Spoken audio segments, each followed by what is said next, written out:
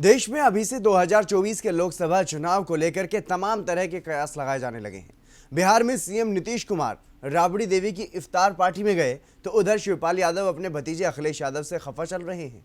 इसके अलावा प्रशांत किशोर और कांग्रेस के संबंधों को लेकर के भी तमाम तरह के कयास जो हैं वो लगाए जा रहे हैं। साल 2024 के लोकसभा चुनाव से पहले देश में बन रहे सियासी समीकरणों समेत कई मुद्दों पर केंद्रीय सामाजिक न्याय एवं अधिकारिता राज्य मंत्री भारत सरकार रामदास अठावले से हमारे सहयोगी अमितेश श्रीवास्तव ने खास बातचीत की है। आप भी सुनिए। 2024 लोकसभा चुनाव के ठीक पहले देश में नए नए सियासी समीकरण बन रहे हैं। बिहार से एक तस्वीर आई जहां पर राबड़ी देवी के आवास पर नीतीश कुमार रोजा इफ्तार पार्टी में शामिल हुए। उत्तर प्रदेश में शिवपाल सिंह यादव और बीजेपी के बीच नजदीकियां बढ़ रही हैं। रामदास अठावले साहब हैं, केंद्रीय मंत्री हैं, क्या सोचते हैं ये समझने की कोशिश करते हैं। अठावले साहब, जिस तरीके से 2024 के लोकसभा चुनाव के ठीक पहले देश में तमाम नए समीकरण बन रहे हैं। बिहार में राबड़ी देवी के आवास पर नीतीश कुमार जी रोजा इफ्तार पार्टी में पहुंचे। यूपी की अगर बात करें तो उत्तर प्रदेश में राबड़ी देवी के आवास पर नीतीश कुमार पहुंचे हैं बिहार में। हाँ, तो मतलब राबड़ी देवी और लालू प्रसाद यादव, नीतीश कुमार बोले एक ही थे और एक पार्टी में थे। सोशलिस्ट मूवमेंट जो आए हैं, तो मुझे लगता है कि राबड़ी देवी के घर अगर वो गए भी हो गए तो मुझे लगता है कि वो व्यक्तिगत लेवल पर उनके संबंध भी है। लालू प्रसाद जी बीमार भी चल रहे हैं, इसीलिए शायद वहाँ जाकर आए होंगे। लेकिन जहाँ तक यूपी का सवाल है, तो यूपी में मतलब जिस तरह अखिलेश यादव जी ने महागठबंधन किया था और उसमें से मतलब जो चौधरी है वो चौधरी उससे हट रहे हैं, शिवपाल यादव जी उनसे अलग हो रहे हैं और भी कई नेता जो है उन नए नेता अलग हो रहे हैं।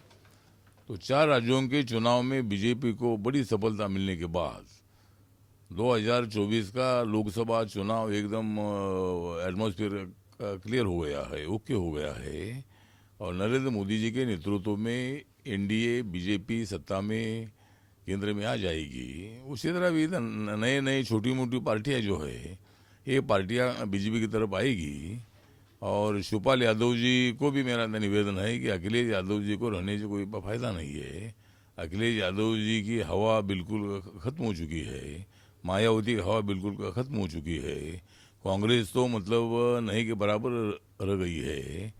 तो ऐसी हालत में मतलब इधर उधर भागदौड़ करने के बजाय सीधा सत्ता में आने वाले बीजेपी के साथ आना ये अपने फायदे का हो सकता है। इसीलिए शिवपाल यादव जी ने बीजेपी के साथ आना चाहिए। और भी जो हमारे चौधरी का नाम क्या है, आजम खान, हाँ, जयंत चौधरी जो है, जो मतलब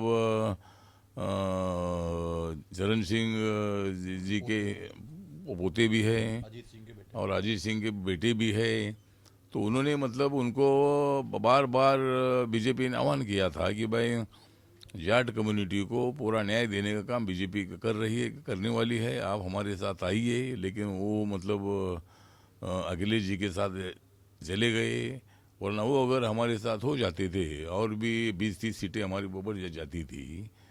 तो इसी तरह मतलब बहुत सारी छोटी मोटी पार्टियां बीजेपी की तरफ आ रही है। जो नहीं आ रही है उन्होंने भी बीजेपी के साथ आना चाहिए। आप कह रहे हैं कांग्रेस खत्म हो रही है, लेकिन प्रशांत किशोर कांग्रेस को एक नई कांग्रेस बनाने की कवायद कर रहे हैं। तो आपको लगता नहीं कि प्रशांत किशोर की ये कवायद रंग लाएगी 2024 में?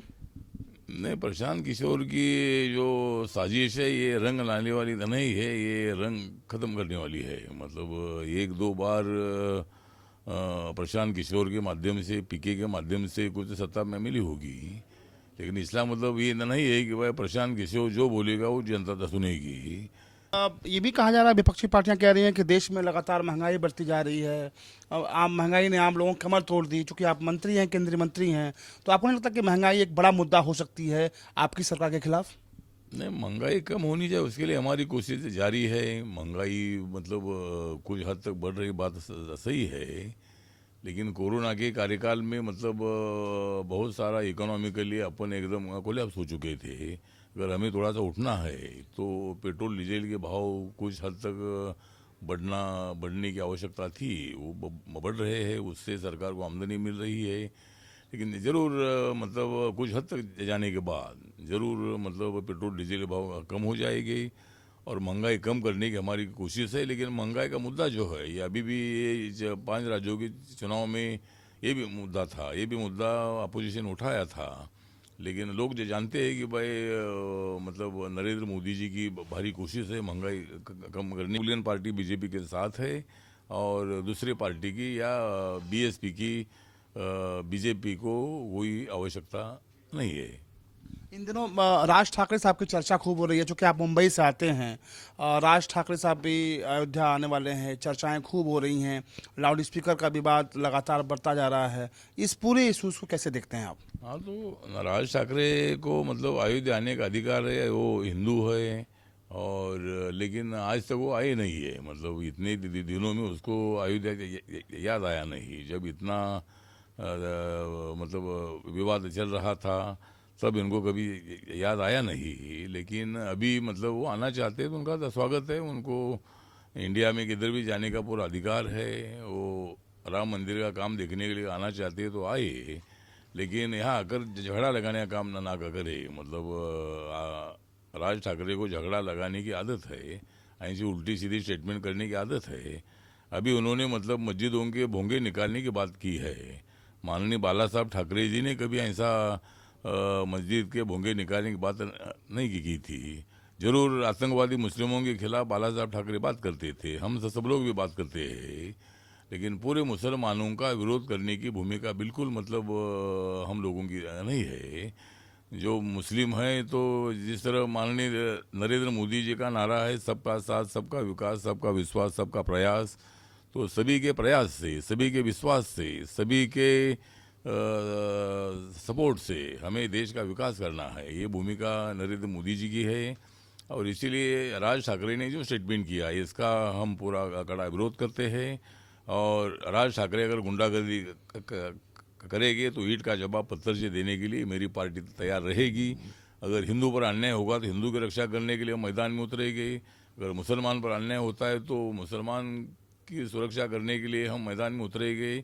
और देश में शांति रखने के लिए बाबा साहब अम्बेडकर जी के संविधान के मुताबिक हम सब लोगों को एक दूसरे के साथ कंधे को कंधा मिलाकर आगे चलना है, ना कि एक दूसरे के विरोध में आवाज़ उठाकर अपने आवाम को उद्ध्वस्त करने की भूमिका बिल्कुल नहीं रखनी चाहिए।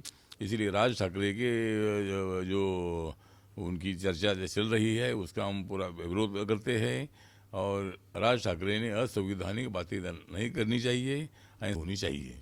क्योंकि आप को सियासत का एक मौसम वैज्ञानिक भी कहते हैं, आप सियासत को बहुत समझ रखते हैं। 2024 की तस्वीर जो है वो कैसी नज़र आ रही है अठावले साहब की नज़र में? मेरे नज़र में 2024 की जो तस्वीर है ये तस्वीर साफ तस्वीर है कि नरेंद्र मोदी जी के नेतृत्व में सरकार बने। बहुत शुक्रिया। रामदास अठावले साहब हैं, केंद्रीय मंत्री हैं। ये कह रहे हैं कि देश भर में भले नए सियासी समीकरण बन रहे हों लेकिन 2024 में एक बार फिर से एनडीए की सरकार बनेगी। कैमरा पर्सन बिरेंद्र के साथ अमितेश श्रीवास्तव, R9 न्यूज़, लखनऊ।